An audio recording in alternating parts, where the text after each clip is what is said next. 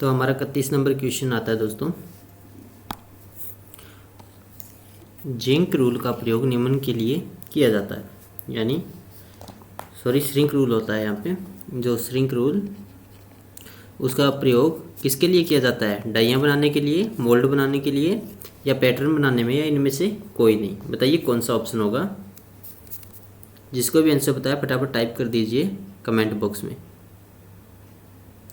तो दोस्तों इसका राइट आंसर हो जाएगा सी, मतलब पैटर्न बनाने में काम में लिया जाता है, यानी श्रिंक रूल होता है उसका प्रयोग पैटर्न बनाने में किया जाता है। यह रूल पैटर्न मेकर्स द्वारा प्रयोग किया जाता है और इसमें क्या होता है, मार्किंग करते समय वास्तविक माप में श्रिंकेज छूट बढ़ा दिया जाता है।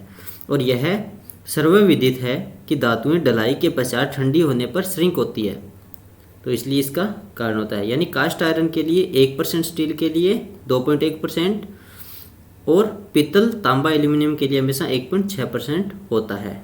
ये आपको ध्यान रखना है। नेक्स्ट हमारा क्वेश्चन है 32 नंबर। अब बात आती है कि सीट रूल का प्रयोग निम्न में से किस आकार की जॉब पर मार्किंग के लिए किया जाता है? आयताकार, बेलनाकार, गोलाकार, या इनमें से कोई नहीं। फटाफट आंसर करके टाइप कीजिए। यानी कि सीट रूल का प्रयोग निम्न में से किस आकार की जॉब पर मार्किंग के लिए किया जाता है? तो दोस्तों इसका आंसर हो जाएगा बी, मतलब बेलनाकार जॉब पर अक्ष के समांतर रेखा खींचने, यानी की वे की मार्किंग करने के लिए किया जाता है। यह स्टील रूल एंगल आयरन की आकृति का बना होता है और इसका एक सिरा ढलानदार होता है जिस पर इंचों के निशान बने होते हैं। नेक्स्ट हमारा क्वेश्चन है 33 नंबर। इसका आंसर बताइए क्या होगा। स्टील रूल पर हम छोटी से छोटी माप ले सकते हैं, 0.2 mm की, या 0.4 mm की, या 0.5 mm की, या 1.0 mm की। बताइए कौन सा आंसर होगा इसका राइट। स्टील रूल पर हम छोटी से छोटी माप कितनी ले सकते हैं? तो दोस्तों ये भी मोस्ट इंपॉर्टेंट क्वेश्चन है, कई बार एग्जाम से पूछा गया है, रट लेना इसको। इसका राइट आंसर हो जाएगा सी, यानी 0.5 mm। नेक्स्ट हमारा क्वेश्चन है दोस्तों 34 नंबर। अब बात आती है ट्राई स्क्वायर का साइज लिया जाता है स्टॉक की लंबाई से, या ब्लेड की लंबाई तथा चौड़ाई से, या ब्लेड की कार्यकारी लंबाई से, उपरोक्त में से कोई नहीं। कौन सा आंसर होगा फटाफट बताइए।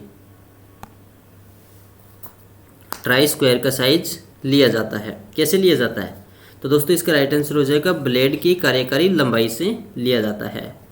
यानी ट्राई स्क्वायर एक सूक्ष्ममापी यंत्र होता है जिसका प्रयोग सतह की समतलता यानी स्क्वायर जांचने के लिए किया जाता है, और इसकी बनावट होती है उसमें एक स्टॉक और एक ब्लेड होता है, और ब्लेड को स्टॉक के साथ समकोण में स्थिर कर दिया जाता है। इससे एक समान कठोर की हुई इस्पात यानी स्टील से बनाया जाता है, और इसे इंजीनियर्स होते हैं वो स्क्वायर्स भी बोला जाता है। समझें आगे होगा आपसे को, यानी इसको क्या बोला जाता है, इंजीनियर्स स्क्वायर। नेक्स्ट हमारा क्वेश्चन है 35 नंबर। इसका आंसर बताइए क्या होगा। अब बात आती है ट्राई स्क्वायर में स्टॉक पर ब्लेड के नीचे एक अंडरकट लगा होता है जिसका उद्देश्य क्या होता है? फटाफट आंसर टाइप करके बताइए जिसको भी पता है। ट्राई स्क्वायर का साइज जांच करना, या उसकी खूबसूरती बढ़ाना होता है, या मशीनिंग से जॉब के किनारों पर आई बर्र को स्थान देना, या उपरोक्त में से कोई नहीं। तो दोस्तों इसका राइट आंसर हो जाएगा सी, मतलब मशीनिंग से जॉब के किनारों पर आई बर को स्थान देना। थोड़ा ध्यान से सुनिएगा, इस क्वेश्चन को समझ में आ जाएगा। यानी ट्राई स्क्वायर में स्टॉक पर ब्लेड के नीचे एक अंडरकट लगा होता है जिसका उद्देश्य क्या होता है, मशीनिंग करने से जॉब के किनारों पर जो आई बर होता है उसको स्थान देता है। कार्यशाला में एक ट्राई स्क्वायर जब ज़्यादा देर तक कार्य करता रहता है तो इसे एक निश्चय ही उसके समकोण में अंतर में आ सकता है, इसलिए ट्राई स्क्वायर की जो समय समय पर जांच करते रहना आवश्यक होता है। नेक्स्ट हमारा क्वेश्चन है 36 नंबर। अब बात आती है ट्राई स्क्वायर के द्वारा जॉब में निम्नलिखित जांच किया जाता है। दो तलों के मध्य 90 डिग्री का कोण, लंबाई, दो तलों के मध्य कोई भी कोण, या मोटाई। फटाफट बताइए कौन सा आंसर होगा। ट्राई स्क्वायर के द्वारा जॉब में निम्नलिखित जांच किया जाता है। कौन सी जांच की जाती है दोस्तों? तो इसका राइट आंसर हो जाएगा, सिंपल सा क्वेश्चन है, दो तलों के मध्य 90 डिग्री का कोण जिसको हम समकोण बोलते हैं। नेक्स्ट हमारा क्वेश्चन है दोस्तों 37 नंबर। अब बात आती है 0.01 mm कितने माइक्रोन के बराबर होता है? ये फेमस क्वेश्चन है, फटाफट आंसर टाइप करके बताइए इसका।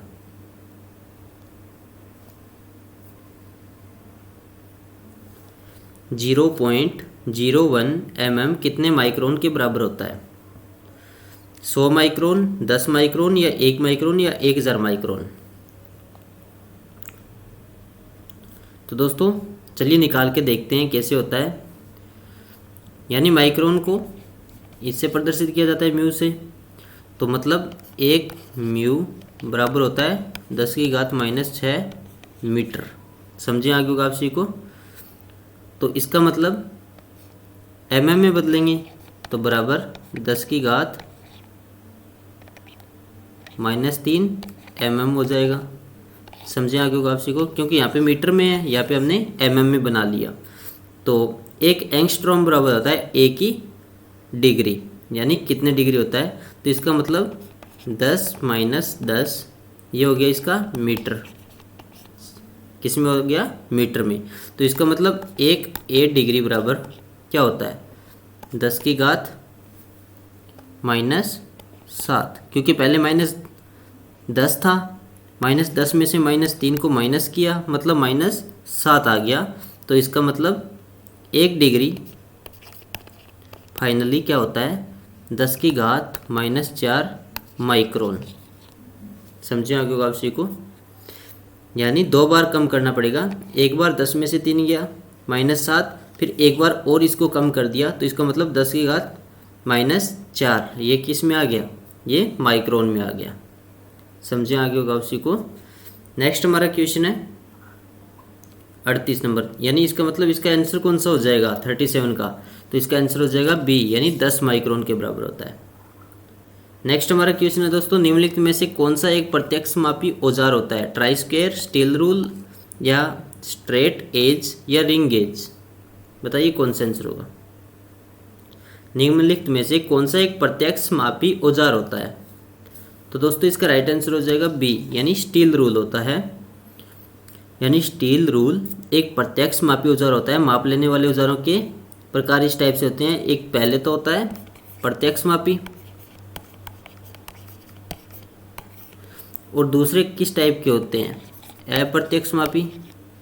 और तीसरे किस टाइप के होते हैं? बिना रीडिंग वाले टूल, यानी जिनसे हम कोई भी प्रकार की रीडिंग नहीं ले सकते। चौथे होते हैं समायोजित औजार।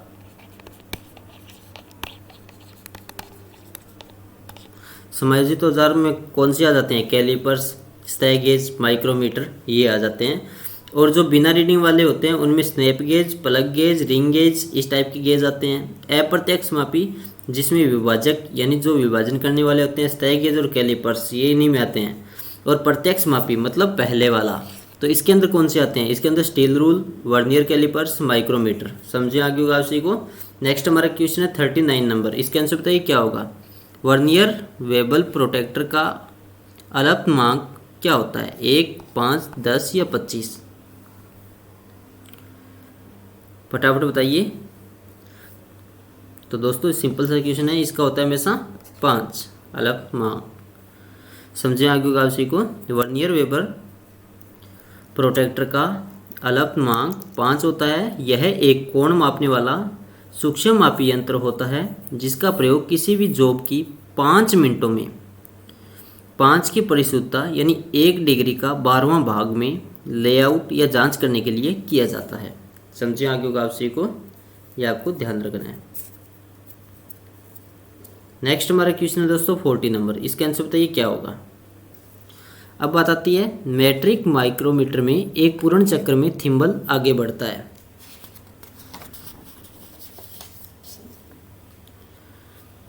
.01 mm, 0.25 mm, 0.50 mm या 1 mm? बताइए कौन सा आंसर होगा। मीट्रिक माइक्रोमीटर में एक पूर्ण चक्र में थिम्बल आगे बढ़ता है, तो दोस्तों इसका राइट आंसर हो जाएगा सी, 0.50 mm में। नेक्स्ट हमारा क्वेश्चन है दोस्तों 41 नंबर, इसका आंसर बताइए क्या होगा।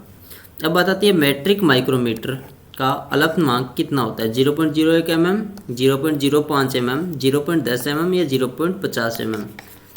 ये फेमस क्वेश्चन है, रट लेना इसको।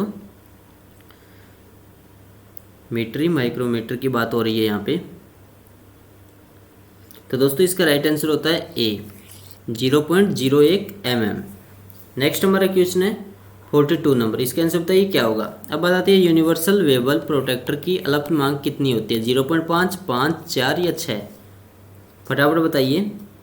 तो दोस्तों इसका राइट आंसर हो जाएगा बी, मतलब 5 होती है इसकी, यानी 5 मतलब 5 मिनट।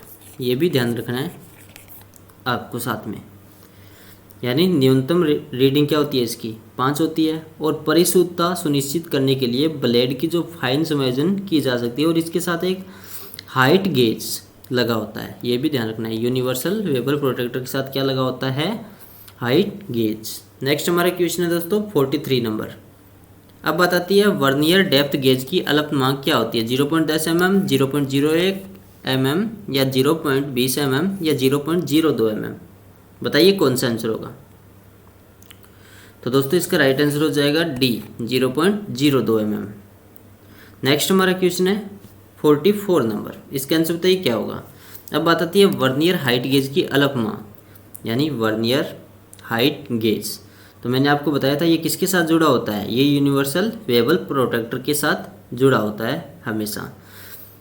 तो 0.01 mm होती है इसकी अल्पतमांक, या 0.02 mm या 0.05 mm या 0.10 mm। तो दोस्तों इसका राइट आंसर हो जाएगा बी, 0.2 mm। नेक्स्ट हमारा क्वेश्चन है 45 नंबर।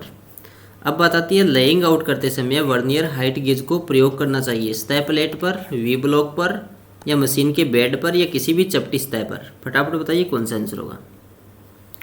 लेइंग आउट की बात हो रही है यहाँ पे, तो ये होता है हमेशा सतह प्लेट पर, यानी लेइंग आउट करते समय वर्नियर हाइट गेज को सतह प्लेट पर प्रयोग करना चाहिए। और चिन्हन करते समय इस बात का ध्यान रखना है आपको कि चिन्ह सतह प्लेट पर ही की जाए। और ऑफसेट स्क्राइबर के सेट करने के पश्चात सरकने वाले जो जबड़े होते हैं उनको नीचे लगाकर वर्नियर स्केल की 0 लाइन से मिलाया जाता है, हमेशा 0 लाइन के साथ मिलाया जाता है, कॉन्टैक्ट कराया जाता है। नेक्स्ट हमारा क्वेश्चन है 46 नंबर।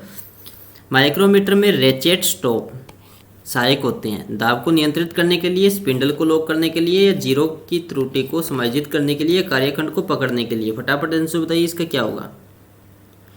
माइक्रोमीटर में रेचेट स्टॉप की बात हो रही है यहाँ पे। तो दोस्तों दाब को कंट्रोल करने के लिए, नियंत्रित करने के लिए सहायक होते हैं। नेक्स्ट हमारा क्वेश्चन है 47 नंबर, इसका आंसर बताइए क्या होगा। अब बात आती है डायल टेस्ट इंडिकेटर के प्लंजर की रेखीय गति को पॉइंटर की घूर्णन गति में बदलने के लिए निम्नलिखित में से कौन सा यंत्रावली प्रयोग में लाया जाता है, क्विक रिटर्न या स्क्रू थ्रेड या रैक एंड पेनियन या हाइड्रोलिक। फटाफट बताइए कौन सा आंसर होगा। इंपॉर्टेंट क्वेश्चन है फीटर थ्योरी वालों के लिए। तो दोस्तों इसका राइट आंसर हो जाएगा सी, मतलब रैंक तथा पिनियन यंत्रावली, यानी डायल टेस्ट इंडिकेटर के प्लंजर की रेखीय गति को पॉइंटर की घूर्णन या घूर्णी गति में बदलने के लिए रैक तथा पिनियन यंत्रावली प्रयोग में लाया जाता है। और इसमें जब प्लंजर चलता है तो इसके साइड पर क्या होता है, कटे रैक से जुड़ा पिनियन भी घूमने लगता है और गियर्स की एक ट्रेन के द्वारा पॉइंटर की जो स्पिंडल पिनियन के स्पिंडल के साथ जुड़ा हुआ होता है, जिससे पॉइंटर भी डायल पर घूमने लगता है। और डायल टेस्ट इंडिकेटर का जो अल्पतमांक होता है वो 0.01 mm होता है, 0.01 mm होता है, ये भी नोट कर लेना। नेक्स्ट हमारा क्वेश्चन है दोस्तों 48 नंबर। अब बात आती है वर्नियर कैलिपर का अल्पतमांक क्या होता है, 0.10 mm, 0.10 सॉरी यहाँ पे दोनों ऑप्शन सेम हो गए, कोई बात नहीं,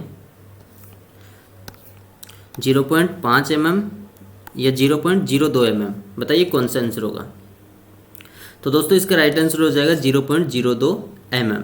ये आपको ध्यान रखना है, यानी वर्नियर कैलिपर्स का जो अल्पतमांक होता है वो 0.02 mm होता है। जब स्टील रूल की अपेक्षा अधिक और जो माइक्रोमीटर होता है उसकी अपेक्षा कम परिशुद्धता में माप लेनी हो तो वर्नियर कैलिपर्स का प्रयोग किया जाता है। और इसका प्रयोग 0.02 mm की परिशुद्धता में माप लेने के लिए ही किया जाएगा, ये आपको खास तौर पे ध्यान रखना है। और इसकी बनावट में स्थिर जो, गतिमान जो और मेन स्केल और वर्नियर स्केल और क्लैंप स्क्रू आदि होते हैं। नेक्स्ट हमारा क्वेश्चन है 49 नंबर, इसके आंसर बताइए क्या होगा।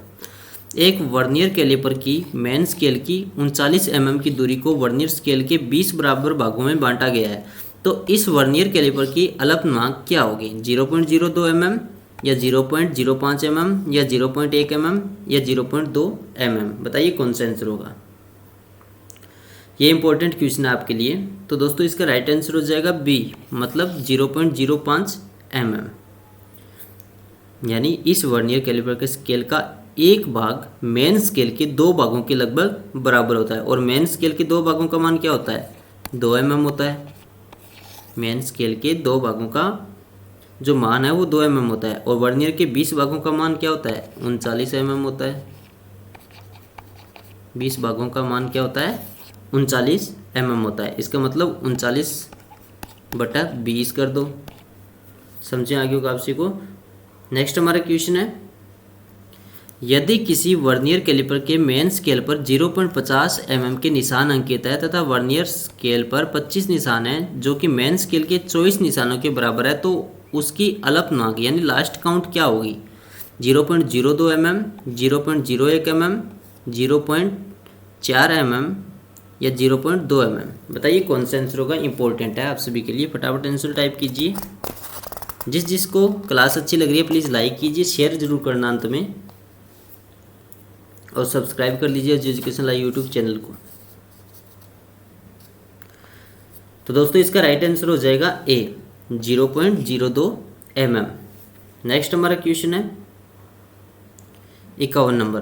अब बात आती है, किसी ब्रिटिश वर्नियर कैलिपर के वर्नियर स्केल पर 25 भाग है जो कि मेन स्केल के 49 भागों की दूरी के बराबर होता है, तो उसकी अल्पनांक क्या होगी? 0.002 या 0.02 या 0.001 या इनमें से कोई नहीं? फटाफट आंसर टाइप कीजिए। तो दोस्तों इसका राइट आंसर हो जाएगा सी, 0.001 होती है हमेशा। नेक्स्ट हमारा क्वेश्चन है, इनसाइड माइक्रोमीटर में थिम्बल के ऊपर क्या होता है? रेचेट होता है या अस्थिर एनविल होता है या स्थिर एनविल या इनमें से कोई नहीं? क्या होता है दोस्तों? फटाफट बताइए जिसको भी पता है। इनसाइड माइक्रोमीटर में थिम्बल के ऊपर क्या लगा होता है? तो दोस्तों इसका राइट आंसर हो जाएगा सी, स्थिर एनविल लगा होता है। तो ये क्या होता है? यानी इनसाइड माइक्रोमीटर में यू फ्रेम तथा रेचेट नहीं होता है। यू फ्रेम तथा रेचेट नहीं होता है और स्लीव के ऊपर थिम्बल होता है। इसकी अल्पनांक जिसको लिस्ट काउंट बोलते हैं वो माइक्रोमीटर के समान होती है हमेशा। और थिम्बल के ऊपर रेचेट के स्थान पर क्या होता है? स्थिर एनविल यानी फिक्सेड एनविल बोलते हैं जिसको हम, वो होता है। और स्पिंडल के दूसरे सिरे के स्थान पर बॉडी रहती है जिस पर आवश्यकतानुसार एक्सटेंशन बार लगाकर क्लैंप किया जा सकता है या उसको एडजस्टमेंट किया जा सकता है। नेक्स्ट हमारा क्वेश्चन है 53 नंबर। अब बताते हैं, धनात्मक शून्य त्रुटि में थिम्बल की शून्य रेखा डेटम लाइन के आगे रहती है या पीछे रहती है या कहीं भी हो सकती है, इनमें से कोई नहीं? बताइए कौन सा आंसर होगा दोस्तों। तो इसका राइट आंसर हो जाएगा बी, यानी हमेशा पीछे रहती है। यानी धनात्मक शून्य त्रुटि में थिम्बल की शून्य रेखा डेटम लाइन के पीछे रहती है। यदि थिम्बल का शून्य डेटम लाइन से पीछे रह जाता है तो यह त्रुटि धनात्मक यानी पॉजिटिव कहलाती है और इसको अंत में जॉब की ली गई माप में से घटाया जाता है। नेक्स्ट हमारा क्वेश्चन है 54 नंबर। माइक्रोमीटर किस सिद्धांत पर कार्य करता है? स्क्रू, बोल्ट, स्टड, नट और बोल्ट पे? बताइए कौन सा आंसर होगा। माइक्रोमीटर किस सिद्धांत पर कार्य करता है दोस्तों? ये तो फेमस क्वेश्चन है, नट और बोल्ट पे। नेक्स्ट हमारा क्वेश्चन है 55 नंबर। इसके आंसर बताइए क्या होगा। वर्नियर डेप्थ गेज का प्रयोग किसे मापने के लिए किया जाता है? बाहरी विमा, स्टेप, ब्लाइंड छिद्र की गहराई या अंदरूनी विमा या पिच व्यास? वर्नियर डेप्थ गेज का प्रयोग किसे मापने के लिए किया जाता है दोस्तों? तो इसका राइट आंसर हो जाएगा स्टेप, ब्लाइंड छिद्र की गहराई को मापने के लिए किया जाता है। नेक्स्ट हमारा क्वेश्चन है 56 नंबर। अब बताती है, टेपर के कोण को परिशुद्धता से मापने के लिए निम्नलिखित में से किस यंत्र का प्रयोग किया जाता है? Bevel gauge, bevel protractor, vernier bevel protractor या टेपर गेज? बताइए कौन सा आंसर होगा। तो दोस्तों इसका राइट आंसर हो जाएगा सी, वर्नियर वेबल प्रोटेक्टर। नेक्स्ट हमारा क्वेश्चन है 57 नंबर। अब बात आती है, बाहरी व्यास की सह केंद्रितता की जांच करने के लिए निम्नलिखित में से कौन सा यंत्र काम में लिया जाता है? वर्नियर कैलिपर, आउटसाइड माइक्रोमीटर या डायल टेस्ट इंडिकेटर या डायल कैलिपर्स? बताइए कौन सा आंसर होगा। बाहरी व्यास की सह केंद्रितता की जांच करने के लिए निम्नलिखित में से कौन सा यंत्र प्रयोग में लिया जाता है? तो दोस्तों इसका राइट आंसर हो जाएगा सी, डायल टेस्ट इंडिकेटर। नेक्स्ट हमारा क्वेश्चन है 58 नंबर। अब बात आती है किसी वर्नियर कैलिपर द्वारा ली जाने वाली न्यूनतम माप को क्या बोला जाता है? Zero reading, main scale reading, या लिस्ट काउंट, या वास्तविक रीडिंग से जीरो त्रुटि घटाया हुआ। तो दोस्तों इसका राइट आंसर हो जाएगा अल्पनाक, जिसको हम लिस्ट काउंट बोलते हैं। यानी किसी भी वर्नियर कैलिपर द्वारा ली जाने वाली न्यूनतम माप को अल्पनाक यानी लिस्ट काउंट कहते हैं। और यह लिस्ट काउंट वर्नियर कैलिपर के मुख्य स्केल पर बने एक खाने का मान यानी वैल्यू ऑफ वन डिवीजन तथा वर्नियर स्केल पर बने एक खाने के मान के अंतर के बराबर होता है। नेक्स्ट हमारा क्वेश्चन है 59 नंबर। अब बात आती है डेप्थ माइक्रोमीटर का प्रयोग अधिक रेंज में साइजों की जांच करने के लिए किया जा सकता है, क्योंकि इसके साथ एक एक्सटेंशन छड़ें आती है, या इसका स्पिंडल लंबा होता है, या इसकी स्लीव लंबी होती है, या इसका बेस समायोजित होता है। बताइए कौन सा आंसर होगा? तो दोस्तों इसका राइट आंसर हो जाएगा बी, यानी इसका स्पिंडल लंबा होता है हमेशा। नेक्स्ट हमारा क्वेश्चन है 60 नंबर। अब बात आती है यदि किसी आउटसाइड माइक्रोमीटर के थिम्बल डिवीजन की शून्य ग्रेजुएशन डेटम रेखा से नीचे रह जाती है, जबकि माइक्रोमीटर के मापन सतह परस्पर संपर्क में है, तब त्रुटि होती है। नेगेटिव, पॉजिटिव, या शून्य, या कोई नहीं। कौन सा आंसर होगा फटाफट बताइए। तो दोस्तों जाहिर सी बात है इस सिचुएशन में हमेशा नेगेटिव होता है। नेक्स्ट हमारा क्वेश्चन है 61 नंबर। अब बात आती है वर्नियर हाइट गेज के द्वारा मार्किंग करते समय कार्य को प्राय कोणीय प्लेट के द्वारा आश्रय देना चाहिए, किसी अन्य कार्यखंड के द्वारा आश्रय देना चाहिए, या एक हाथ द्वारा पकड़ना चाहिए, या बिना आश्रय दिए पकड़ना चाहिए। कौन सा आंसर होगा? वर्नियर हाइट गेज के द्वारा मार्किंग करते समय कार्य को प्राय। तो दोस्तों इसका राइट आंसर हो जाएगा ए, यानी कोणीय प्लेट के द्वारा आश्रय देना चाहिए। नेक्स्ट हमारा क्वेश्चन है 62 नंबर। अब बात आती है वर्नियर वेबर प्रोट्रैक्टर में 5 अल्पनांक प्राप्त करने के लिए 23 डिग्री मेन स्केल में विभाजित किया जाता है। तो वर्नियर स्केल पर 12 बराबर भागों में, या वर्नियर स्केल पर 22 बराबर भागों में, या वर्नियर स्केल पर 24 बराबर भागों में, या वर्नियर स्केल पर 25 बराबर भागों में होता है। तो दोस्तों इसका राइट आंसर हो जाएगा वर्नियर स्केल पर 12 बराबर भागों में होगा हमेशा। नेक्स्ट हमारा क्वेश्चन है 63 नंबर। अब बात आती है वर्नियर हाइट गेज के किस भाग पर मुख्य स्केल ग्रेजुएशनें बनी होती है? वर्नियर प्लेट, बीम, सही समायोजित यूनिट, या आधार। फटाफट बताइए कौन सा आंसर होगा। वर्नियर हाइट गेज के किस भाग पर मुख्य स्केल ग्रेजुएशनें बनी होती है? तो दोस्तों इसका राइट आंसर हो जाएगा बी, मतलब बीम। नेक्स्ट क्वेश्चन है 64 नंबर। किसी यंत्र द्वारा माप लेने में त्रुटियां कौन सी हो सकती है? माइक्रो ज्यामितीय त्रुटियां, या संपर्क त्रुटियां, या तापमान त्रुटियां, या उपरोक्त सभी। कौन सा आंसर होगा फटाफट बताइए दोस्तों। तो इसका राइट आंसर हो जाएगा डी, मतलब उपरोक्त सभी। कौन कौन सी होती है चलिए मैं आपको डिटेल से बता देता हूँ। ज्यामितीय त्रुटियां यानी जिसको जियोमेट्रिकल एरर्स बोलते हैं, और कॉन्टैक्ट एरर्स हो सकते हैं, और सिस्टमिक एरर्स हो सकते हैं, रैंडम एरर्स हो सकते हैं, टेम्परेचर एरर्स हो सकते हैं, और ऑब्जर्वेशन एरर्स हो सकते हैं, पैरेलल एरर्स हो सकते हैं, इंस्ट्रूमेंट एंड गेज एरर्स हो सकते हैं, और कोसाइन एरर्स हो सकते हैं। नेक्स्ट हमारा क्वेश्चन है 65 नंबर। निम्नलिखित में से स्टील रूलों के प्रकार कौन सा है? Short rule, hook rule, shrink rule, उपरोक्त सभी। तो दोस्तों जाहिर सी बात है हुक रूल। समझे आगे होगा आप सीखो।